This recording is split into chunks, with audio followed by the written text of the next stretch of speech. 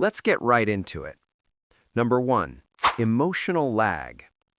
Imagine downloading a massive video game and staring at the loading bar like it personally betrayed you, because that's basically how your emotions work. You feel things fast, but your brain insists on processing them like it's on dial-up internet. You're already acting softer, more patient, and weirdly proud of someone else's wins, but your mouth still says, "I'm just chillin'." Psychologically, this is called emotional latency, where feelings show up before conscious labeling does. Your limbic system clocks love early, but your prefrontal cortex wants a meeting, a spreadsheet, and 3 business days. So instead of saying, "I like her," you say stuff like, "I just enjoy the vibe." You're not lying, you're buffering. Your behavior updates faster than your self-awareness. That's why everyone else sees it before you do. Basically, your heart has already arrived, while your brain is still circling the parking lot. Number 2. Risk alarm. You know how smoke detectors go off when you make toast, even though nothing is actually on fire? That's your brain when feelings start getting serious. Love equals vulnerability, and vulnerability sets off every internal security alarm you own. Your brain starts whispering things like, "What if this ends badly?" while your heart is already rearranging furniture. Evolution wired men to avoid emotional risks that could threaten status or stability. So instead of admitting love, you minimize it, joke about it, or pretend it's casual. This is why you suddenly become very chill verbally, but extremely invested behaviorally. You're protecting yourself without realizing you're doing it. It's emotional insurance fraud, but against yourself. Congrats, your fear response just filed a false report. Number 3. Action over words. You say you're not ready for labels, yet somehow you're fixing problems that aren't even yours. You remember details, adjust schedules, and mentally plan 3 weeks ahead like a suburban dad. Psychology calls this behavioral commitment, where actions reveal attachment before language does. Your brain trusts what you do more than what you say. Words feel dangerous, but actions feel deniable. If asked, you could always claim you're just being nice, but no one invests effort like this without emotional skin in the game. Your time and energy are your real confession. You're basically signing a love contract in invisible ink, and somehow you're still pretending you didn't read it. Number 4. Emotional blindness. You're great at recognizing emotions in movies, sports teams, and fictional characters, but when it comes to your own feelings, suddenly you need subtitles. This is emotional alexithymia light, where identifying emotions feels like decoding an alien language. You feel something heavy and warm and assume it's stress or hunger. Meanwhile, your attachment system is very confidently saying, "This matters." Men are often taught to suppress emotional awareness, not emotional experience. So the feeling exists, but the label doesn't. That's why you get irritated when she pulls away without knowing why. Your body understands the bond before your mind names it. Basically, your emotions are speaking, and you left them on red. Number 5. Loss simulation. Ever notice how you only realize how important something is when you imagine losing it? Your brain secretly runs worst-case scenarios like a depressing Netflix preview.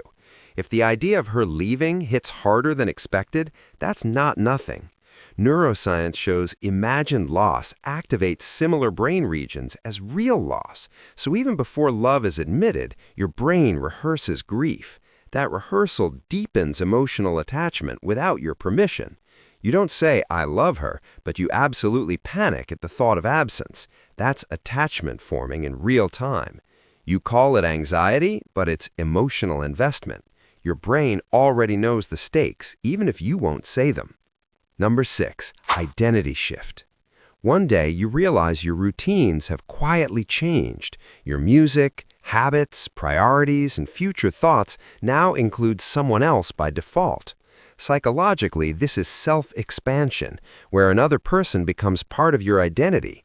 You don't announce it, you just slowly reorganize around it. Love sneaks in like a new app you didn't remember downloading. You're still saying, "I'm independent," while your decisions disagree. This shift happens before conscious commitment. Your sense of me is already becoming we internally. That's why the thought of losing them feels like losing part of yourself. Your identity already moved in without asking permission. 7. Social proof delay. You don't admit love until it feels safe, validated, or socially acceptable. Your brain wants confirmation from friends, outcomes, and emotional stability first. Until then, you downplay everything like a bad Yelp review. This is cognitive dissonance management, where you avoid statements you can't emotionally guarantee. Love feels permanent, and permanence feels risky, so you wait until evidence piles up beyond denial. By the time you say it, you've felt it for a while. You weren't slow, you were cautious. Your confession is the final step, not the beginning.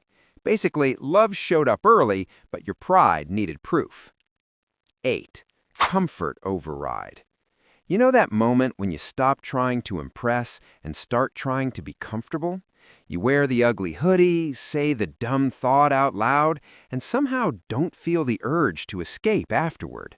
That's your nervous system deciding this person feels safe.